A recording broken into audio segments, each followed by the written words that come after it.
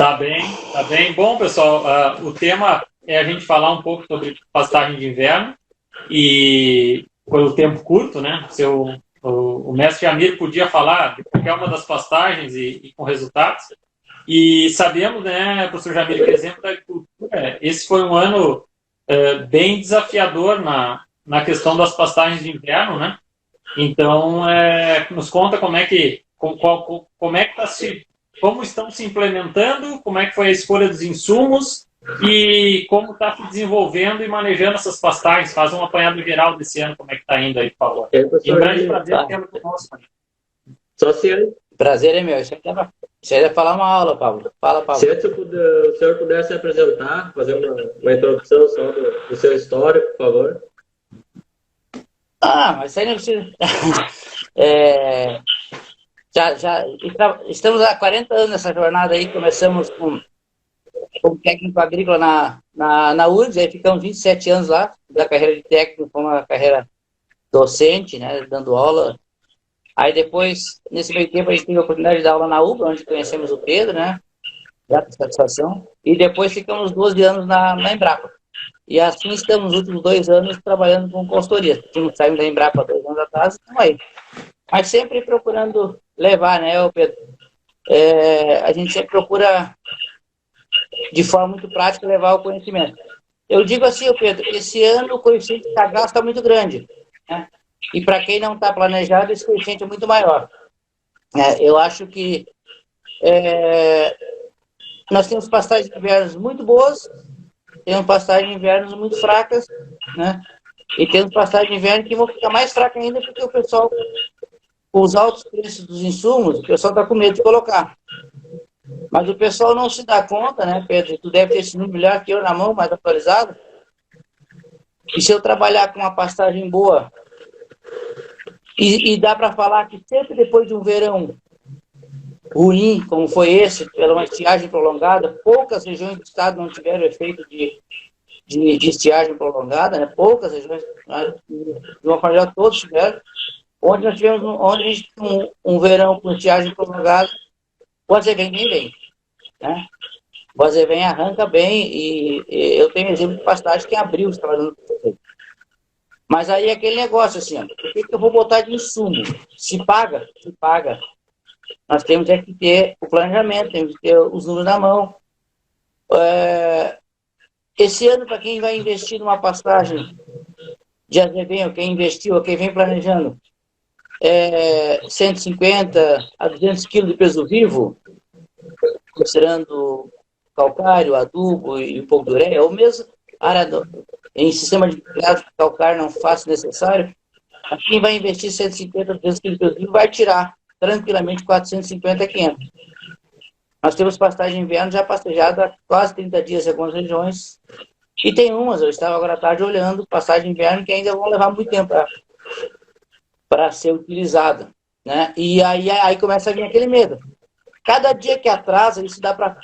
A gente sempre falou, né, Pedro e Pablo, e para todos que estão ouvindo, pastagem de inverno, se eu não entrar com ela em maio, pastejando, eu só vou entrar com ela bem em agosto. Isso é regra geral.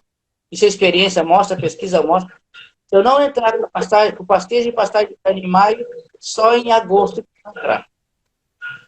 E o que é entrar em maio? É começar a preparar em março, abril. E sem medo de errar. Pastagem de semeadura, pastagens que eu vou botar no solo. Aí começa outra questão muito importante que eu estava conversando hoje à tarde. Tem gente ainda fazendo pastagem de inverno, pensando que faz uma pastagem boa, botando 34, 40, 35, 40 quilos de semente de azevém. Esse azevém que picota mais de 30 quilos é muito ruim. Dá para falar com muita tranquilidade. E a gente vai ficando mais experiente, mais velho, né, Pedro? Se máximo chamar a gente de caduco, né? Mas essa experiência mostra. Pastagem que eu precisar botar mais de 30 quilos de semente de azevém, a semente é muito ruim. Quase nós temos pastagens hoje, né? Eu acho que tem uma informação que já deve ter visto a questão do cara, ele tá com baixa prenhez no rebanho de cria, e ele diz que o problema é touro, não é que as vacas estão fracas, ele bota mais touro, mas só que as vacas estão fracas não adianta. Né? Não adianta. É a mesma coisa em inseminação artificial, a IATF se não tem vaca bem alimentada, se não tem vaca boa, né? E por aí afora vai, né? E pastagem, nós temos pastagem de azevém hoje com azevém bom, usando 15 a 20 quilos de semente de azevém. Mas azevém de valor cultural próximo a 90%. Ah, vamos pagar um pouco mais? Vamos. Nós vamos pagar R$ 7 por quilo da semente, mas eu vou botar 15 quilos. Faça a conta. O outro eu pago 3,50, 4, mas eu vou botar 40 e não vou fazer uma pastagem boa. Então esse é o primeiro ponto que o pessoal tem que olhar. E tem que olhar com muita seriedade, tem que ter um planejamento muito sério. Porque se eu começo, a base de tudo é aquela sementinha, aquela coisinha, e aquilo começou aonde? O ano passado.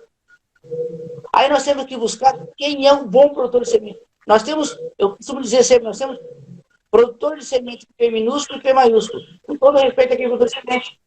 Mas nós temos muita gente produzindo semente que não tem a mínima noção do que é uma semente encher, do que é uma semente em maturidade fisiológica. Ele dá pastejo até o último momento, que já vou colher uma sementinha ou vou deixar ressemear aquela sementinha fraca, sem reserva. A semente que vem de uma plantinha debilitada, sem nutriente muitas vezes, e aí aquela semente é uma semente fraca. Ali é o nascedor de tudo. Uma semente com pouca reserva, uma semente pequena, uma semente que é palha. Quando a gente olha um saco de semente azevém grande, pode desconfiar. Saco de semente azevém tem que ser pequeno, pesado. É 25 quilos, mas quando tem palha dentro, 25 quilos é um volume grande. Então, eu acho que começa por aí, Pedro. O ano foi muito difícil, foi. Mas eu acho que a pecuária ainda está pagando, mesmo que agora está os preços oscilando, a gente está acompanhando o preço terneiro, que baixou, o mercado, fecharam muito mercado, mas nas pastagens ainda se paga. E eu aproveito um gancho, né, para comentar uma coisa importante. Qual é o objetivo de produção do produtor? Qual é o objetivo de produção do pecuarista? Ele está produzindo quilograma de peso vivo. Então, muitas vezes, tem uma pastagem de azevém que está vindo fraco ali, ele já quer usar antes do tempo dessa pastagem estar em condições ótimas. E aí, aquilo que eu volto a falar, o que eu falei nisso, pastagem de azevém, por que maio? Porque maio é o momento que a planta bota raízes. Então, eu tenho que deixar a parte aérea grande, eu tenho que puxar essa planta em nutrientes, balancear os nutrientes. Não adianta só trabalhar com um ou outro nutriente, eu tenho que balancear os nutrientes, tem que ter, né, uma racionalização do uso de insumos, e com isso eu vou passar por uma nutrição racional, né, um manejo, né, integrado de nutrição de plantas. Ou seja, eu tenho que fazer um manejo integrado, eu tenho que fazer a nutrição de plantas não é só botar um ou outro nutriente. É aquele famoso tonel, ou barril. O nutriente está lá embaixo, ele vai faltar. Pode ser um micronutriente, pode ser às vezes no mato. Então, começa por aí. E a planta tem que botar raiz, mas isso que eu falo, porque mais no sol quente. E essa planta botando folha, ela vai botar raiz. Se eu começar a fazer o animal, a pastejar essa planta em maio, que ela vai perfilhar um pouco mais, eu botei nutriente, essa planta perfilhando, o animal cortando ela perfilhando, ela bota perfil e bota novas folhas. Aí ela bota nova raiz. No momento que ela botou raiz, é ação e reação. Ela tem potencial de botar novas folhas. O animal vem e corta ela perfilha de novo, e no momento que ela está perfilhando e botando novas folhas, parte aérea, ela está chamando o sistema radicular para ser mais intenso e ser mais profundo. O sistema radicular vai buscar o nutriente lá embaixo. Então ela forma um bom sistema radicular, ela forma uma boa base para chegar nos meses piores de luz, que é junho e julho. O azevenzinho que hoje está na terceira, quarta folha, esse azevinho só vai levantar lá em agosto, porque junho e julho são meses frios, são meses muito nublados, nós passamos agora, né, alguns dias fechados. E essa planta, se ela está fechada, o clima, se está fechado o tempo, ela não fotossintetiza bem, ela não bota raiz, então ela vai ficar num solo frio, com pouca raiz, aí ela só vai voltar a ter o desenvolvimento normal lá que eles voltarem a começar a esquentar. Aí que vai dar para ver. Então, e aí nós perdemos 60 dias. Então, esse é um ponto importante nas pastagens para esse ano, chamado nutrição. Ainda vale a pena colocar nutriente, mesmo que hoje à tarde estava conversando com o produtor, mas a ureia está 5.000 quilos.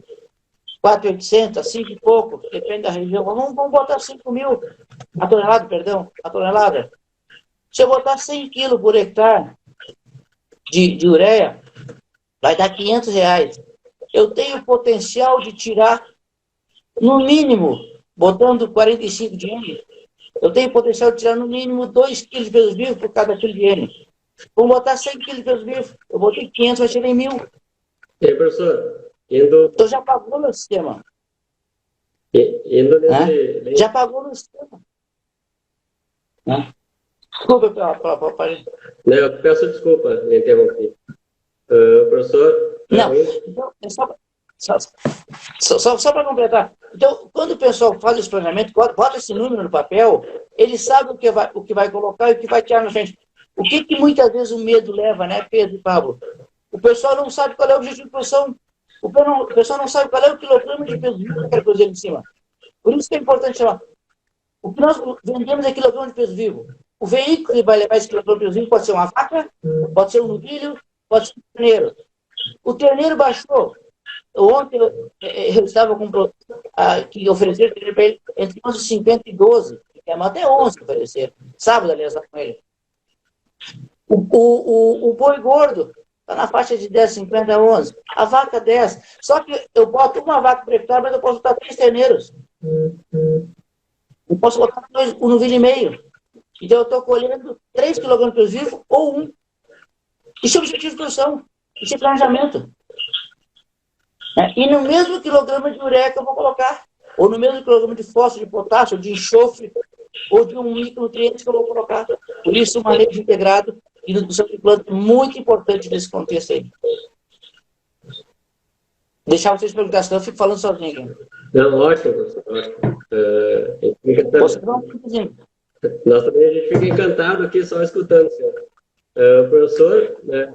Então, dando um pouquinho de números, né, a todo esse conhecimento que o senhor estava falando, de custo de insumos que se paga e tal, né, comparativamente a 2020, né, fazendo uma pastagem básica, né, com mínimo de 100 de ureia, 50 quilos de adubo, bem por baixo, né?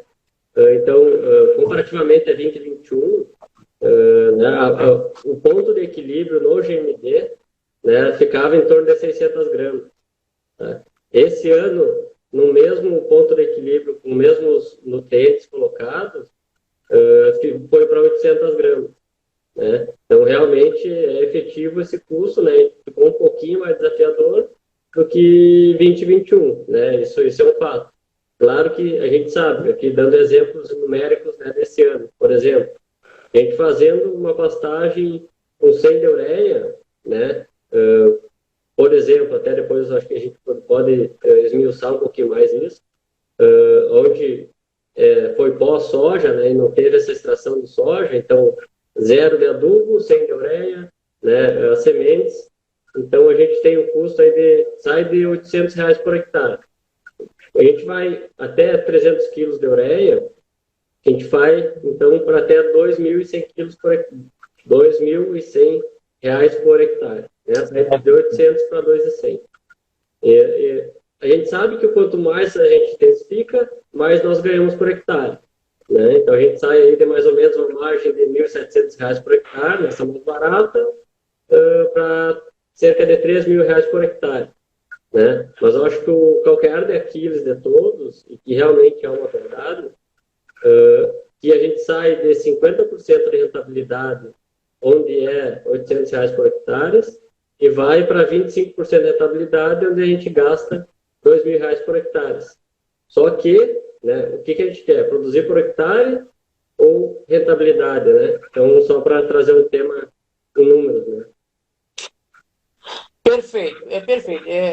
Eu vou ficar mais no resultado biológico e fisiológico, animal e planta. Né? Eu acho que o raciocínio é correto. Né? O que eu estou vendendo? Eu estou vendendo o quilograma que o animal colocou. Então, quanto mais quilograma esse animal colocar, eu vou tirar esse animal mais cedo do meu negócio. Se for um animal jovem, se for um bezerro, um terneiro, eu vou vender ele na próxima safra, lá na frente. Mas ele botou esse quilograma. E se for o novilho, tá, eu vou ter uma liquidez mais rápida. Tá? Mas só que ao invés de eu trabalhar com um novilho, eu vou trabalhar com 2 ou 3 tendências por hectare. Esse é um ponto. Bom, mas o ponto mais importante, e aí eu acho, quando tu fala no equilíbrio do GMD, essas pastagens de inverno têm potencial de GMD, elas, sem muita coisa, potencial de GMD de 800 a 1 quilo, até mais. Se o animal comer a boca cheia, se o animal tiver planta para pastar, sem limitação de consumo, um baixo tempo de pastejo, comendo a boca cheia, dando menos bocado, ele vai ter um GMD mais alto. E é aí que começa o ponto que eu vejo, né, Pablo? Porque se eu começo a botar pouco na minha pastagem, o animal até pode ter potencial de um GMD de 800 a 1 quilo, 800 gramas a 1 quilo. Mas esse animal vai ter que estar buscando plantinha, vai ter que estar catando plantinha, porque a minha pastagem vai ter uma capacidade de suporte baixa. Quando eu melhoro a minha capacidade de suporte, quando eu melhoro a minha massa de forragem, eu vou favorecer o animal na aquisição dessa dieta dele, na aquisição dele do pasto que ele vai comer a boca cheia. Bom, esse é um ponto. Eu tenho um custo para isso, tenho. Mas eu não posso esquecer que na lavoura de carne, quem colhe, a minha máquina é o animal. Ele colhe e transforma. Uma máquina de lavoura, ela colhe o grão e larga o resíduo, que é a palhada. Mas o animal, quando ele come e transforma, ele está comendo, está transformando em quilograma de peso vivo ou leite, e está devolvendo para o solo até 90% dos nutrientes que ele comeu, melhorando o ambiente lá para frente. Bom, alguns isso não tem liquidez, não tem, mas ele melhora o ambiente como um todo, e na integração agropecuária isso é muito importante, porque reduz o custo, está na frente da minha lavoura, já pensando numa duração do sistema. Por outro lado, o que acontece? Buscar aumentar o GMD, né? Eu acho que hoje uma pastagem planejada de azevém em trevos, azevém em aveia, eu vou para um quilo pouco. Eu posso daqui a pouco botar um pouco mais, vou botar, mas eu posso trabalhar com algum suplemento energético, por exemplo, em cima de pastagem de inverno, que tem um alto teor de proteína, que o animal, na adaptação dele, no consumo, ele vai ter que eliminar um pouco desse nitrogênio. Ele não tem capacidade de metabolizar se eu não der uma balanceada com a energia. Então, se eu botar uma energia, um grãozinho, tá? eu melhoro esse GMD em 150, 250 gramas. E faço essa análise de custo. Vale a pena colocar para me tirar na frente? Tudo isso em cima do quê? Do meu objetivo de produção. Quantos animais eu quero terminar? Quantos animais eu preciso terminar no meu sistema? Quanto eu posso investir? E uma coisa importante chamar a atenção, a pecuária, a gente tem, mesmo que daqui a pouco a rentabilidade diminua um pouco, mas eu tenho garantia daquela rentabilidade. A lavoura eu fico mais dependente das minhas condições meteorológicas instantâneas, momentâneas. Na pecuária também a produção de pasto depende disso, né? Mas eu consigo ter a minha máquina de fabricação de carne mais estável. E aí passa por outro ponto, né, que é importante de olhar no sistema. Não é só aquele animalzinho. É olhar o sistema como um todo. Tu tocou num ponto importante. Se eu não tenho, o que muitas vezes o pessoal se preocupa? Eu olhar, eu tenho que terminar aquela vaca de descarte, eu tenho que terminar ela, eu tenho que terminar quem tem filho. Mas quem é que é a minha futura mãe? É a terneira.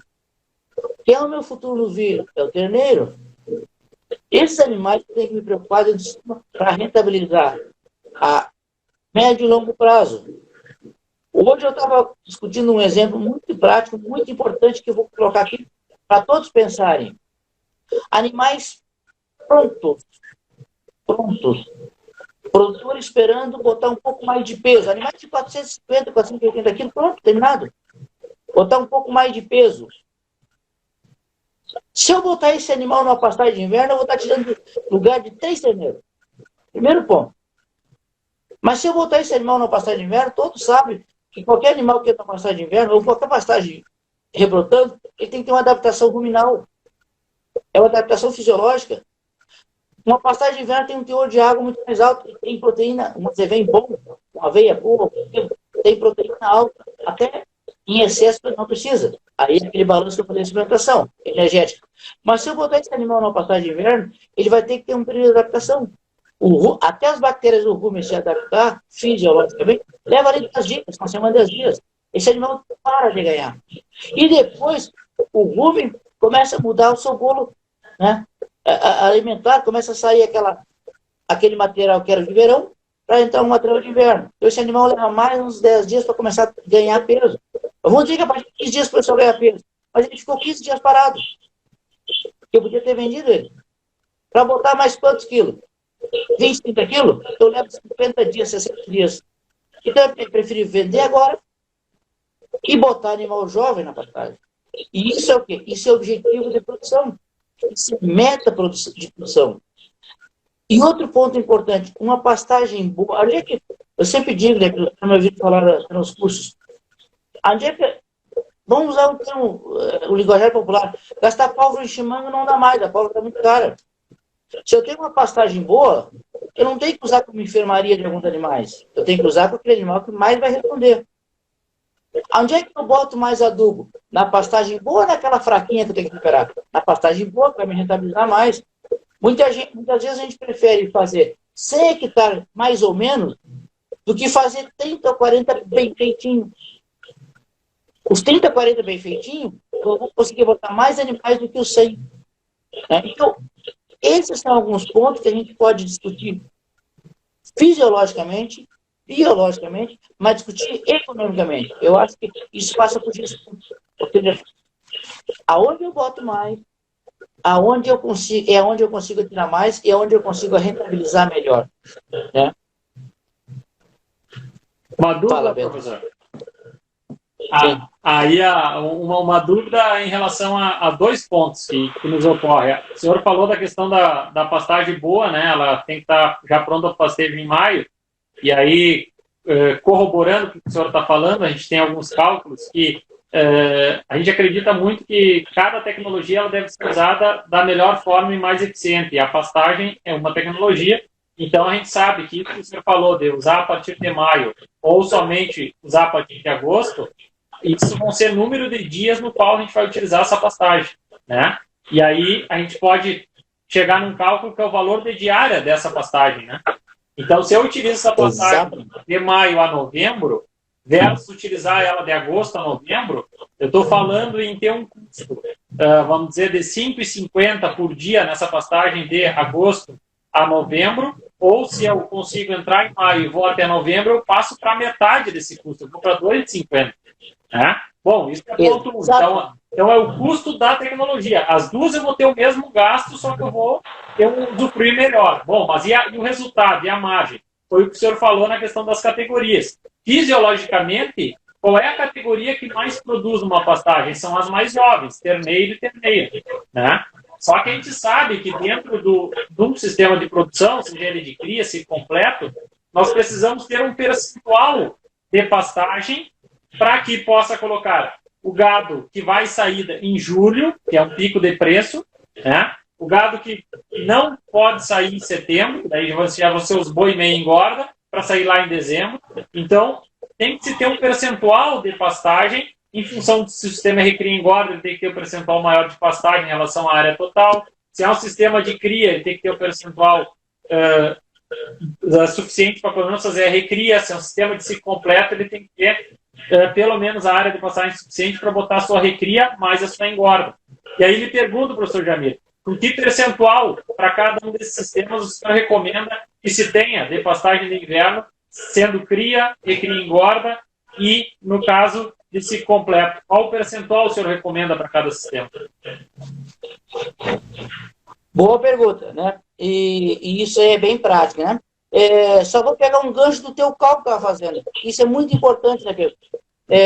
O custo da pastagem, se eu usar ela de maio a novembro, R$ 2,50, 3, a diária dela, né? Aquela diária dela. Se eu botar um pouquinho mais, ela pode ir, né? Ela pode ir, vamos considerar assim, ela pode até ir a R$ 4,00. Mas se eu conseguir usar essa pastagem cedo, essa é uma pastagem que eu vou colher 600 quilos de peso vivo. 150 dias vai dar 4 quilos de peso vivo por dia. Faz o cálculo. 4 quilos de peso vivo por dia, em terneiro, né? Pô, pegando por baixo hoje dá R$ 44,00. Né? E a minha diária da passagem é a mesma. E isso é planejamento, isso é projeção, tem dois pilares aqui que a gente sempre fala que é muito importante. Primeiro, Eu plano de uso e manejo do solo. Como é que eu vou encaixar minha pastagem dentro do plano de uso e manejo do meu solo na fazenda? Junto com as lavouras, junto com a pastagem de verão, pastagem de inverno. Aí vale para qualquer espécie que eu esteja trabalhando. E o segundo é o planejamento forrageiro. A demanda dos meus animais eu já tenho. Eu sei quantos animais vai nascer, eu sei quantos eu vou alimentar, ou quantos eu quero trabalhar. Eu tenho que produzir comida para eles. Bom, e aí a percentagem de pastagem de inverno para cada sistema, se eu entendi a tua pergunta, é dentro da propriedade, né? Quantos por cento de pastagem de inverno ou dentro de cada categoria? Dentro da área total. Da propriedade. Dentro da área total, perfeito. Eu digo assim, ó, uma coisa que a gente tem que fugir, né, Pedro e Pablo, e quem tá ouvindo, mas pode me discutir depois, porque vocês dois estão falando comigo, os outros não estão. Né? Se a gente produzir carneiro e boi para vender em setembro, outubro, é no momento que todo mundo no Rio Grande do Sul está tirando os animais dos campos de cima da serra ou do Planalto que vai entrar soja.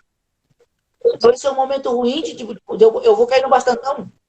Se aumentou a oferta, vai diminuir, né, o preço. Isso é normal. Então eu tenho que fugir desses períodos. Para antecipar, eu começo a preparar as minhas pastagens no outono, aquelas que vêm de uma soja, ou aquelas que vêm de um campo nativo melhorado, ou aquelas que são preparadas em cima do milho. Estou falando de integração, não vou nem falar só pastagem solteira. Né?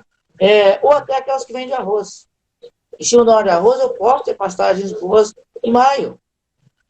Vai entrar num outro ponto que é as lavouras entrar um pouco mais cedo, ou de ciclo um pouco mais curto, para mim encaixar no sistema. Bom, quantos por cento eu vou ter? Eu digo assim, ó, vai variar de 20% até 50%. Né? Se eu tenho, o que eu quero com a minha passagem de inverno? As minhas vacas estão numa boa condição corporal. Eu tenho um campo nativo bom, eu tenho uma pastagem de verão que eu entro com diferimento. Entra uma outra ferramenta, né, Pedro?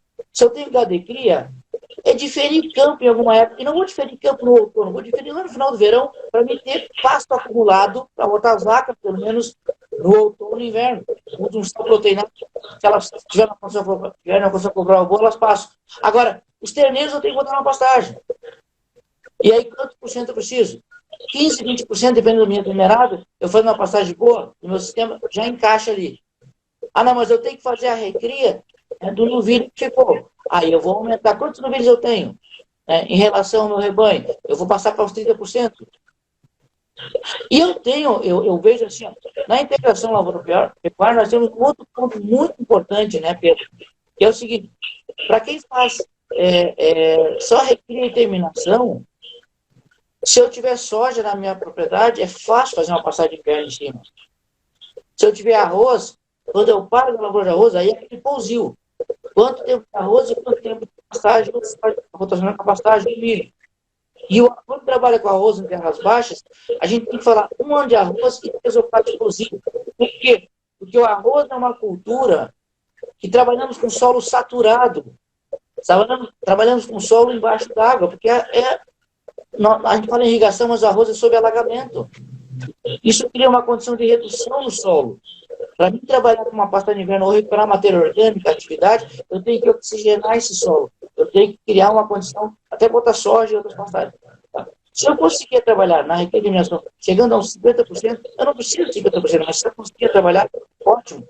Ótimo nas pastagens. Mas eu digo assim, na prática vai de 15% a 20% até 35%, 40% de pastagem de inverno, eu já resolvo o meu problema. Mas, eu tenho um outro ponto, né, Pedro? Qual é o objetivo da minha pastagem de inverno? Hoje a gente já está trabalhando, e eu sei que vocês estão trabalhando também. Eu posso dar um exemplo aqui da Fazenda Nova Fronteira, Carolina Baggio, em São Gabriel, e tem várias outras. As vacas estão parindo em cima de pastagem de inverno. Então a gente mexeu na estação reprodutiva dos animais. Pastagem que vem de soja. As vacas estão parindo ali em cima. As novilhas estão parindo ali em cima. As primíparas estão parindo ali em cima. Isso começa a mexer no contexto daquele GMD que o Pablo falou. Eu faço com que esse animal... Imagina um terneiro nascido em cima de uma pastagem, uma vaca numa boa condição, um bom leite, ela vai repetir cria, e principalmente a primípara. Imagina esse terneiro quando for estimado, ou a terneira. A terneira vai sair daqui a pouco, com 18 meses, vai para o açougue. A terneira, com 18 meses, depende da estação reprodutiva, eu posso fazer com 14 meses, só que aí eu vou mudar o período, né? Ali a partir de 15 a 6 meses, ou 24 meses normal, ela já entra em reprodução normal. Então, o que eu quero colocar com isso? Esse planejamento forrageiro, ele tem que estar muito de acordo com a demanda de comida dos animais. E nós invertemos no Rio Grande do Sul, e é uma grande satisfação para a pesquisa, a gente trabalha muito tempo em cima disso, que hoje nós podemos produzir mais pasto e de melhor qualidade na época mais fria do ano. Nós podemos dizer que nós podemos produzir mais pasto e mais qualidade, né, com os nossos azevém, com os nossos trevos, em relação ao verão. Quem tem um nativo, aí a coisa fica mais fácil, porque tu planeja em cima do nativo. Mas o bom volume de forragem que a gente pode produzir no inverno, né, e se paga, né, é maior do que no verão. A não ser que eu esteja trabalhando, né, com um campo nativo bem adubado ou uma pastagem de verão bem adubada.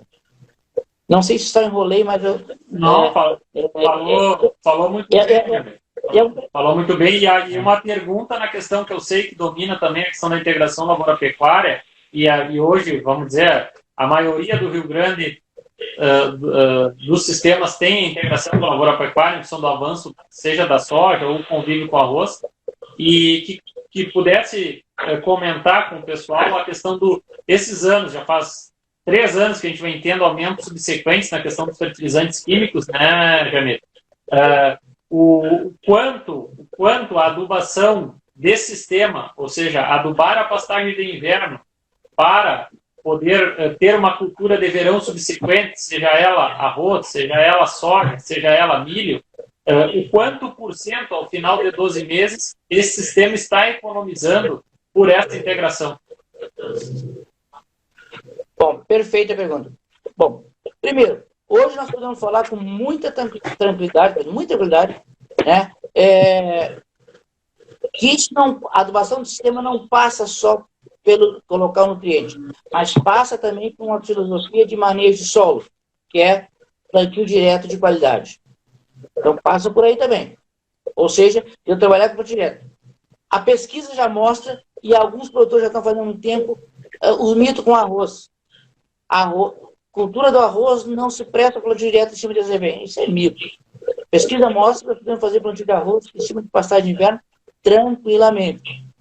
O protocolo da corticeira aqui entre Cristal e Camacô mostrou isso muito claro. Com produtividades de 6 a 17% a mais de arroz em cima de integração lavoura-pecuária com plantio direto, em relação ao sistema convencional lá.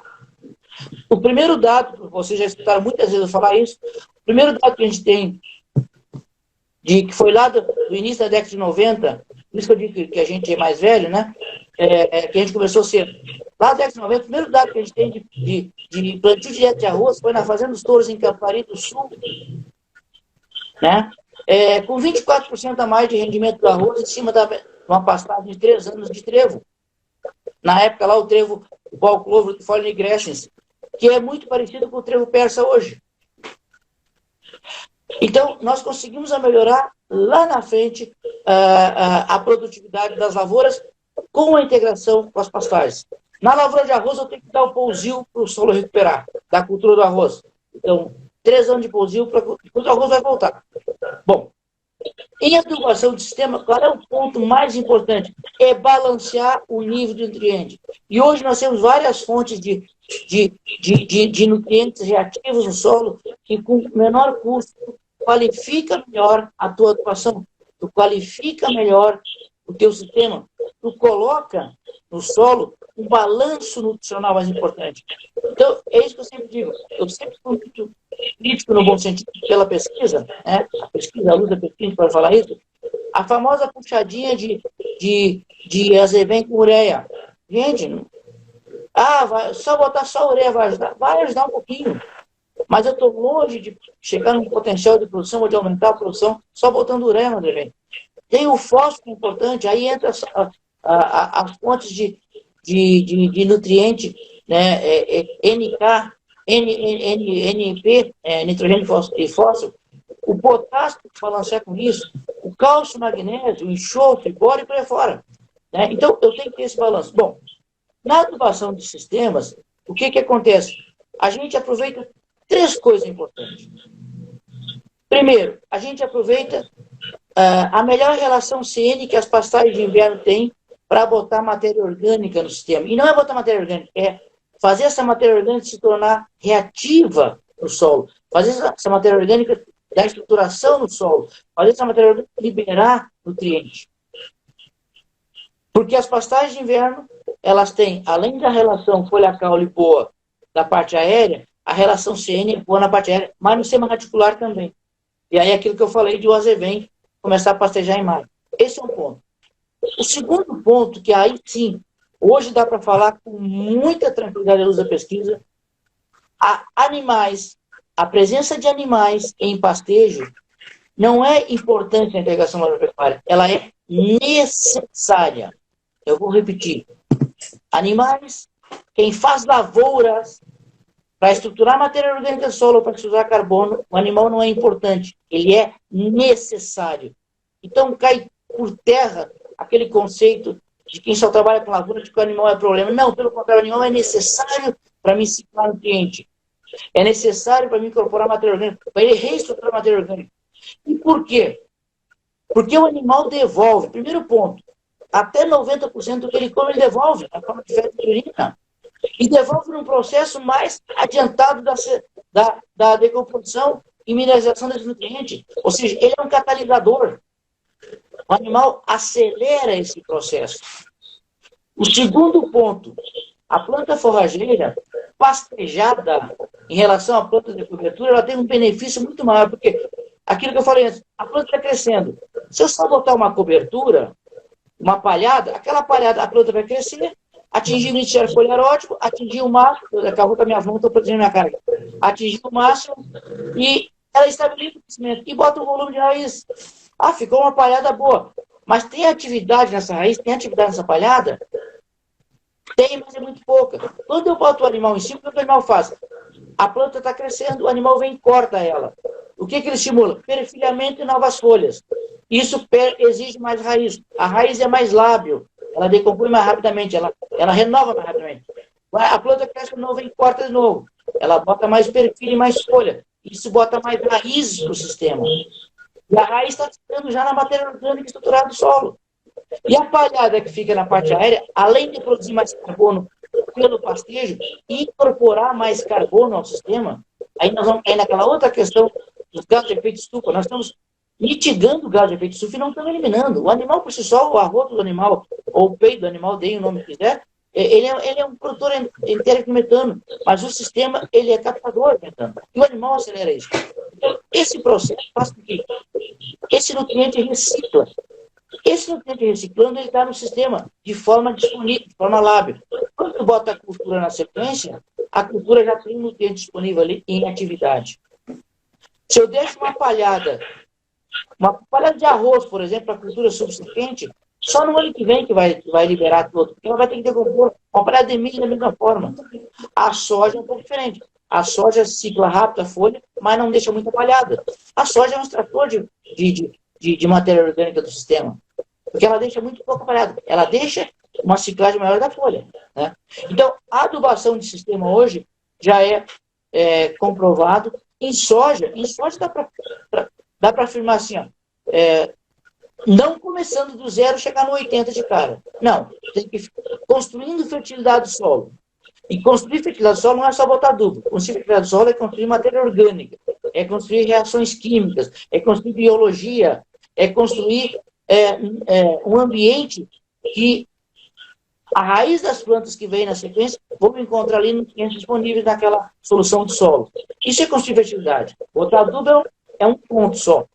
Agora, por outro lado, soja, já plantar em cima de pastagem boa de inverno, sem adubo, isso já é prática comum. Mas começando com reduzir 30%, reduzir 50%, em 3 ou 4 anos nós começamos a reduzir, a trabalhar com adubação na pastagem. E o outro ponto importante, né, Pedro? Se eu aumento a adubação na pastagem, eu aumento a capacidade de suporte desse pasto. eu aumento a produção animal, que tem uma rentabilidade, tem uma liquidez muito alta. Aí eu passo aqueles 600, 700 quilos de peso vivo por hectare. Faz um cálculo de 700 quilos de peso vivo por hectare em cima de passagem de inverno. É R$7.000. Aí eu posso botar aqueles 2.500, 3 que o Pablo levantou ali, tranquilo.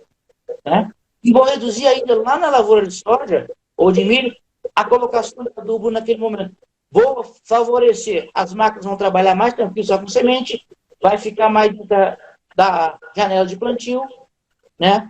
Eu vou, com uma boa cobertura de solo, eu vou diminuir tranquilamente o controle de invasoras, de insos, né, na lavoura.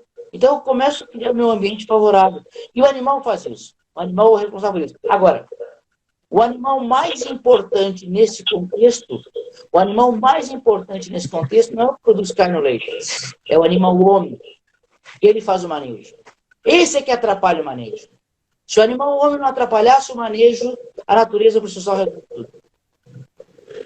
Professor, também outro tema que o senhor domina muito é a implantação de pastagem de inverno em campo nativo, né? Pensando em entrar nessa pastagem em maio, né, então nós teríamos que implantar em março, e a gente pega a maioria dos anos, né, em março já tem uma boa chuva, né, temperaturas ainda boas para o campo nativo. De que forma fazer esse manejo, tanto de adubação quanto de roçadas, enfim, com gado, para que a gente consiga entrar nessa pastagem em maio. Não sei como é que está o sinal do professor, acho que deu uma caidinha.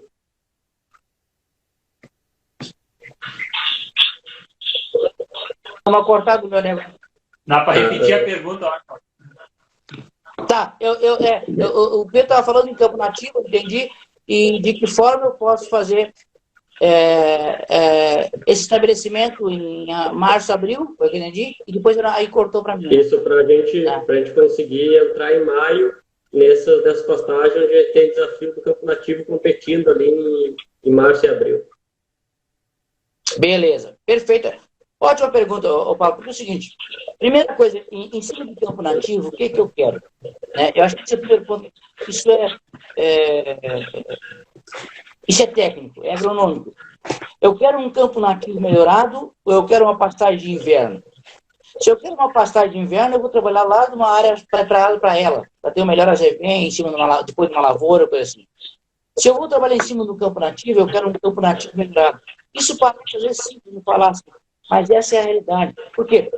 Porque quando eu começo a botar uma pastagem de inverno em março, abril, em cima do campo nativo, e eu vou botar um adubo, eu vou beneficiar esse campo nativo também. Isso é bom.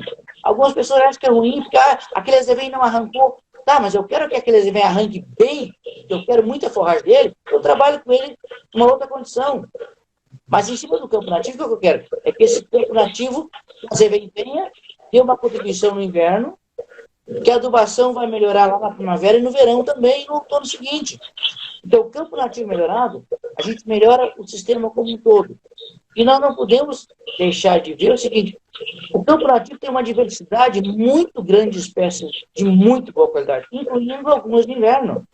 Algumas brisas, algumas porras, algumas coisinhas que estão ali no meio, que tem uma qualidade fantástica, que vão se beneficiar. Bom, mas eu quero o meu azevém. Meu azevém vai ver. Ótimo, então tá. Aí eu vou ter que achar mecanismo, né, Pablo, de fazer esse azevém arrancar bem. E aí, o que a gente tem feito às vezes? Roçar um campo nativo, ou passar uma gradezinha, ou fazer um plantio direto. Eu gosto muito de baixar com boca e fazer um plantio direto para quem tem a máquina. Tu já bota o adubo na linha, tu já beneficia o sistema e já faz um bom contato com o solo e o azevém arranca. Se eu fizer isso com uma gradezinha, eu seguro um pouco o nativo, a agressividade dele. Também eu estabeleço bem. Gradezinha bem destravada, só para dar um risco. Mas se eu fizer com roçada, que é muito comum e a gente recomenda, semeio na superfície, os animais pisoteiam, faço uma roçada. O que acontece em ambos os casos? Mas o da roçada é mais crítico. Eu estou voltando uma palhada sobre o campo que vai ter uma decomposição pelos micro-organismos do solo. Nessa decomposição, esses micro-organismos precisam aumentar a população. eles vão utilizar os nutrientes disponíveis dessa palhada. E principalmente, dentre eles, o nitrogênio. E eu estou botando junto com isso um azevém, uma aveia que tem que arrancar bem. Então, aí mais importante se torna aquela adubação inicial para o azevém e para a aveia. De nitrogênio, de fósforo, de potássio, aquele balanço, né? Mas aquela adubação inicial na segunda e terceira folha, porque naquele momento que eu botei o azevém, tá, ele vai começar a arrancar, o campo nativo também, que chega ali em maio, se eu tiver final de abril, maio, se tiver umidade, o nativo se beneficia, algumas espécies se beneficiam. Bom, o que eu não devo fazer, e que algumas vezes foi recomendado, e alguns elementos, é fazer aquela geada química. Isso é uma mara absurda que eu vejo. Dessecar campo nativo para fazer melhoramento de campo. A não ser que eu tenha espécie indesejável, uma grama cedo, uma anônia, é outra coisa. Mas o campo nativo não precisa. Eu boto o azevém ali, boto a aveia e trabalho com a adubação estratégica para fazer esse azevém a aveia arrancar. E ele vai arrancar, vai embora. Bom, só que isso eu começo a fazer cedo, né, Pablo? E aí eu tenho que fazer o meu manejo do pastejo, do pastoreio, ou de fazer esse trabalho que a gente fez para semear, lá em março, abril, cedo. Ou a roçada, ou né, colocar uma grade, ou colocar o plantio direto. Né? Isso vale também para pastagem de verão, em cima de um típico, em cima de uma braquiária. Né? E o ponto mais importante que eu vejo, Pablo, não é nem no primeiro momento, primeiro ano nós vamos ter que fazer isso, mas o mais importante quando é que é na primavera seguinte deixar azevém ressemear. Porque o azevém de ressemeadura em cima do campo nativo, nas primeiras friozinho que vem a partir de fevereiro, março, começa a dar umas temperaturas, a noite começa a baixar um pouquinho, tem um pouquinho de umidade, esse azevém começa a vir. Aí ali eu roçada e adubação que faça eles arrancar também. Então, o mesmo princípio, eu tenho que dar chance para o azevém, né? E isso assim vale, lá da primavera eu tenho que dar chance para o de verão que eu coloquei em cima de uma outra de inverno. Né? Então vale para os dois vazios. E aqui vale a pena chamar a atenção, né, Pablo? Os vazios forrageiros. A gente sempre fala dos vazios forrageiros do outono. É importante? Mas hoje a gente vê no sistema nosso que apareceu um outro vazio forrageiro incrível. É só manejo da primavera. Nós estamos na época de maior produção de azevém e nós temos vazio forrageiro. Ou seja, é planejamento, né? Então, eu acho que nós conseguimos, planejando, fazer isso. Então, em cima do campo nativo, eu busco assim, é um campo nativo melhorado, Pablo. Né? E o produtor tem que entender, eu não vou ter ali o melhor azevém. Se eu quiser o melhor azevém, eu boto uma outra área. E aí eu faço minha estratégia do meu plano de uso e manejo de solo das áreas, né? Onde é que eu vou botar cada espécie? O objetivo que eu quero para cada uma. Eu vejo assim. E professor Jamir, o senhor falasse um pouco sobre o Tipton e como é que é a experiência que o senhor tem na questão de implementação de uma aveia, principalmente, ou de um azevém, sobre uma braquiária, sobre um Tipton, sobre uma perene de verão. Como é que estão os resultados que tem se feito? Boa pergunta. Hoje eu estava conversando muito isso com a Carol Feijó. Muito mesmo, né? Eu digo assim, sobre essas espécies mais prostradas, as bermudas, aí vai o tipo, gigas, né? O campo nativo foi levantado aí, eu vejo tranquilo, né? Botar uma aveia, um azevém, tranquilo, né? O cuidado de manejo, é claro, mesma coisa. Eu não devo esperar a máxima produção no inverno, mas eu posso colocar. Pode acontecer, e aí vai depender do meu manejo, de atrasar um pouquinho a arrancada lá no verão seguinte, na primavera seguinte, no verão seguinte. E aí o azevém levanta, uma vez já terminou o ciclo, hoje temos aveia que vai mais tardias, mas aí vai depender do meu manejo. Qual é o manejo? Controle de carga animal. Mas eu vejo assim, em regiões que a gente tem muita geada, é muito importante, é o que chamava lá no 80, a cultura companheira. A de inverno vai proteger a de verão para a geada não pegar. A não ser que eu deixe a de verão sobrando, né, uma massa boa que você vai queimar em cima e embaixo não vai queimar. Então eu vejo isso importante nessas plantas rasteiras reumatosas. Nas braquiárias também da mesma forma. A braquiária, hoje algumas braquiárias de porte mais alto é um pouco mais complicado, mas dá para fazer. Eu tenho uma experiência aqui em Viamão muito boa na Granja Laranjeira, né, dos Luiz Flores. com braquiária Mavune e braquiarão, fazendo isso aí. E ele faz pré-secadas braquiárias, tem pastejo, o azevém arranca no meio e ele bota aveia com plantio de grãos e sempre repõe semente de azevém. E é tranquilo. Claro, estou falando de uma região ali com pouca geada, pouca intensidade de geada. O nosso litoral tem pouca intensidade de geada de baixa intensidade, pouca frequência de geada de baixa intensidade. Mas dá para fazer. O mais difícil de fazer isso, essa é a nossa conversa com a Carol hoje, Feijó, ela deve estar nos assistindo aqui, é em cima dos pânicos, pelo porte mais alto. Né? Mas aí, desculpa, não dá para fazer em cima de um... Não é que não dá para fazer, mas em cima de um Tanzânia, de um Mombasa, que são os portes mais altos. Agora, se eu pegar um Zuri, se eu pegar, daqui a pouco, um Aruana, né? Esses materiais, hoje, tamanho, material de porte mais baixo, eu posso fazer a mesma coisa. Né? E isso muda um pouquinho o conceito que a gente falava, né? Você deve ter estado, eu falei uma vez, a de verão vão aproveitar bem. É isso que eu ponto. Né? Aproveitar bem na época que ela está ali. Né? Mas botar uma cobertura de aveias bem vai servir para aproveitar bem a de verão. Eu só tenho que daí achar uma forma de estabelecer, né? Para não prejudicar o estenda de verão, porque aí que eu entro no outro ponto importante. Eu estou criando um ambiente de melhor fertilidade, eu estou respirando meu solo, eu estou botando mais matéria orgânica, porque essas de verão botam um bom sistema radicular, né? Desculpa. E as de inverno qualificam essa palhada, uma relação seria mais estreita, poder comprar mais rápido. Né? Então, e eu botando adubo também, balanceando a adubação, eu acabo criando um ambiente favorável. Então, eu vejo isso como possível, eu vejo isso como viável. Desculpa. Mas cada sistema é um sistema. O que eu quero dizer com isso? Cada propriedade tem que buscar, em cima do seu objetivo de produção, o seu planejamento forrageiro, né? Para fazer isso aí. Porque não seria, Jamir, a questão de, por exemplo, dessas perenes para ter um melhor desenvolvimento, daqui a pouco, por exemplo, integrar, seja braquiária, tipo, ser mais recomendado uma aveia, um azevém, porque normalmente o azevém ele acaba explodindo no momento que já ali entre agosto, setembro, que realmente 15 de agosto, né, o azevém salta e acelera mais seu crescimento. E depois, daqui um mês, já vai, vamos dizer, já começa a braquiária, já começa uma utilização dela, né, para poder usar em outubro, novembro. Então, não seria, no caso, para não dar uma concorrência tão grande, daqui a pouco, essa dobradinha mais recomendada com aveia? Perfeito. Eu vou deixar que tu responda essa pergunta e eu vou te fazer uma pergunta. Por que tu coloca isso? Por que tu fala que a aveia é melhor? Pelo ciclo da planta, né? Exatamente. Então a resposta tu vai dar. E tem azevém de ciclo longo e ciclo curto. Aí o que eu tenho que buscar? É um material adaptado para aquele meu ambiente ali. Hoje tem aveias também de ciclo longo. Nós temos umas aveias brancas, umas aveias brancas que tem um ciclo longo. A aveia tem um complexo, né, que vai a novembro, se eu só deixar. Claro que não tem a qualidade lá no final, mas vai. Então aí, Pedro, a pergunta que fizesse é perfeita, é ótima, né? E a resposta está aí.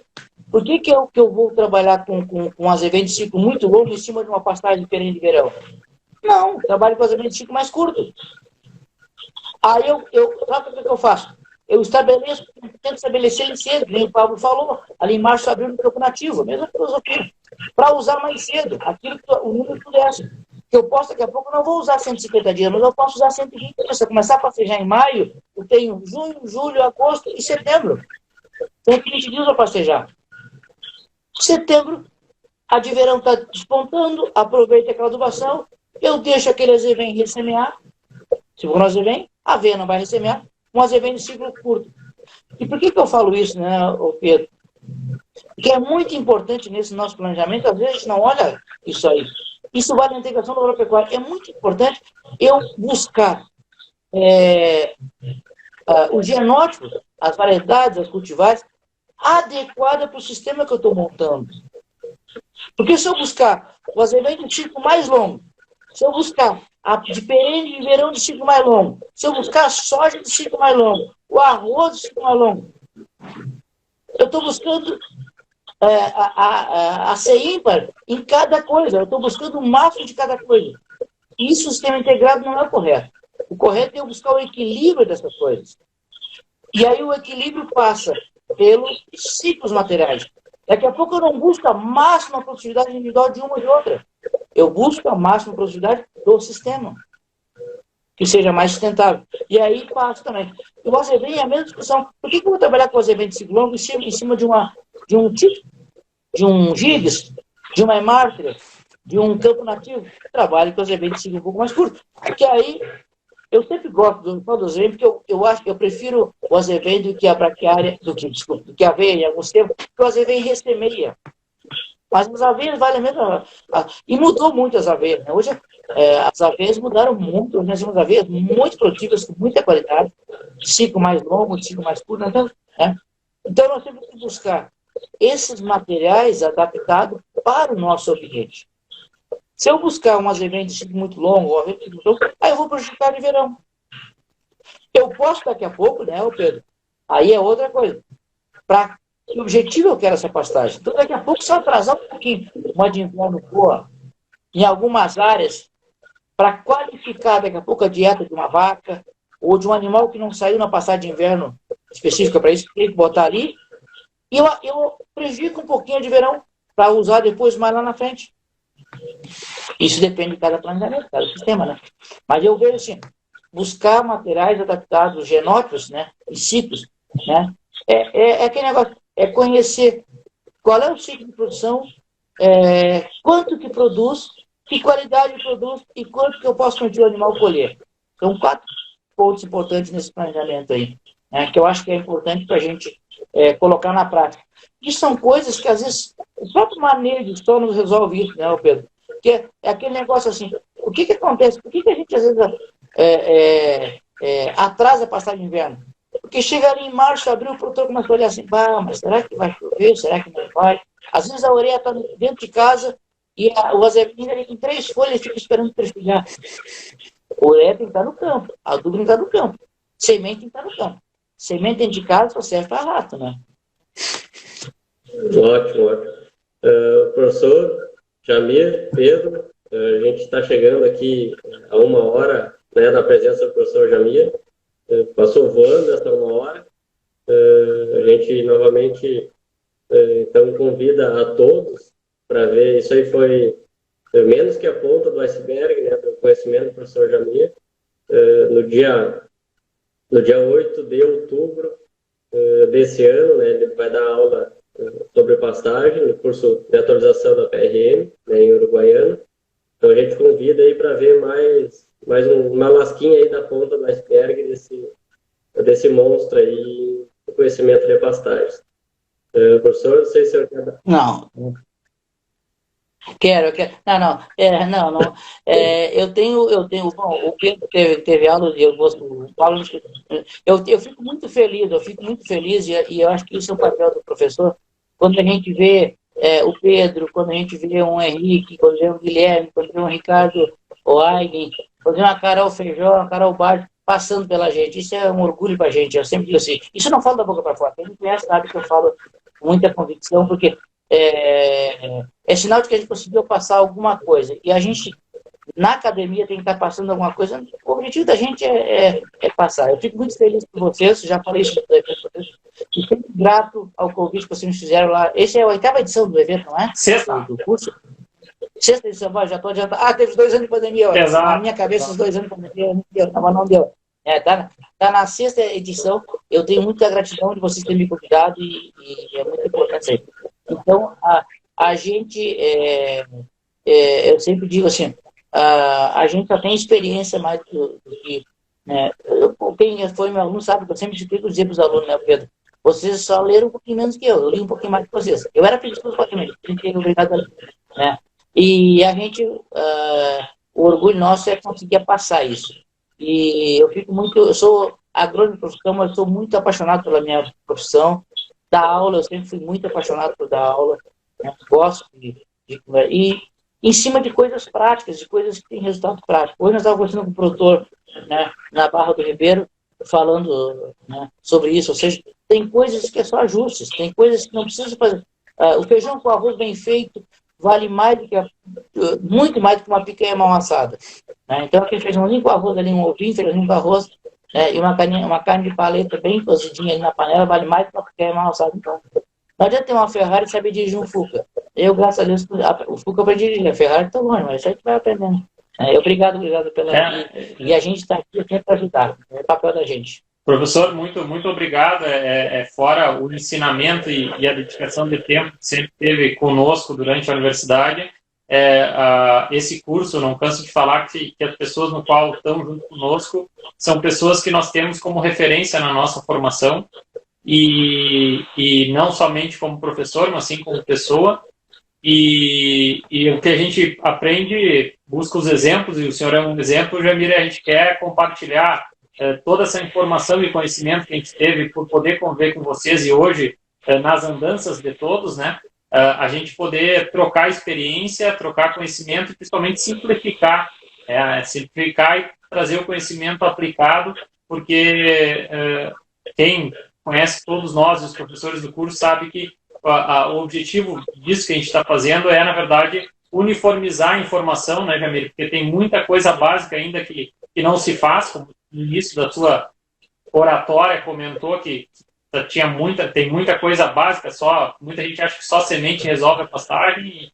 Então, isso faz com que a gente tenha certeza de que a gente precisa nivelar muito mais esse conhecimento ainda, e a sua dedicação e humildade em transformar essa informação em algo aplicado, a gente só pode lhe agradecer e agradecer mesmo tanto pelo aceite do convite desde o início, como pela participação e troca de experiência, e a gente está sempre aprendendo com o senhor.